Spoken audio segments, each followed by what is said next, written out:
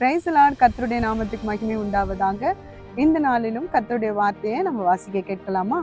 1 கொரிந்தியர் 1ஆம் அதிகாரம் 27வது வசனத்தினுடைய கடைசி பகுதி. பலம் உள்ளவைகளை வெட்கப்படுத்தும்படி தேவன் உலகத்தில் பலவீனமானவைகளை தெரிந்து கொண்டார் என்பதாக. இன்றைக்கும் தேவனுடைய பிள்ளைகளை பலவீனமானவர்களை தெரிந்து கொள்ளாமல் ஆண்டவர் பலவீனம் உள்ளவர்களை கர்த்தர் தெரிந்து கொண்டார் என்பதை நாம் இங்கே பார்க்கிறோம்.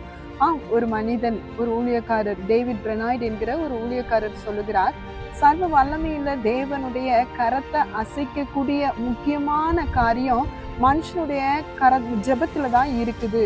எந்த ஒரு மனுஷன் ஜெபிக்கிறவனா இருக்கிறானோ அந்த மனுஷனுடைய ஜெபத்தினால சர்வ வல்லவருடைய கரத்தையே நம்மளால அசைக்க முடியும் அப்படின்னு சொல்லியிருந்தது மாத்திரம் இல்ல, அவர் தன்னுடைய வாழ்க்கையிலையும் ஜெபத்தை அதிகமா பண்ணுகிறவரா காணப்பட்டாரா. அவருடைய வாழ்க்கையில எப்பவுமே ஜெபங்கிறது அவருடைய உலக வாழ்க்கையில அதிகமா ஜெபிக்கிறவராகவே இருந்தாரா. அது நிமித்தமா அநேக காரியங்கள் ஆண்டவருக்காக அரிய பெரிய காரியங்களை அவரால் செய்ய முடிஞ்சிச்சு.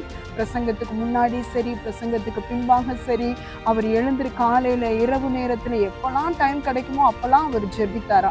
இப்படி ஜெபித்ததுனால அநேக ஆத்துமாக்கள் கர்த்தர் அண்டையில திருப்புவதற்கு அது பெரிய காரியமா இருந்துச்சு. ஆண்டவருடைய வல்லமை வெளிப்பட்டது அப்படின்னு அவர் தன்னுடைய சாட்சியா சொல்லுகிறார். எனக்கு தேவ பிள்ளைகளே, நாம ஜெபிக்க கண்டிப்பா ஆண்டவருடைய கரத்தை அசைக்க முடியும். பாருங்க, ஒரு பலவீனமான ஒரு மனுஷனை கொண்டு எவ்வளவு பலமான காரியத்தை கர்த்தர் செய்யறாரு.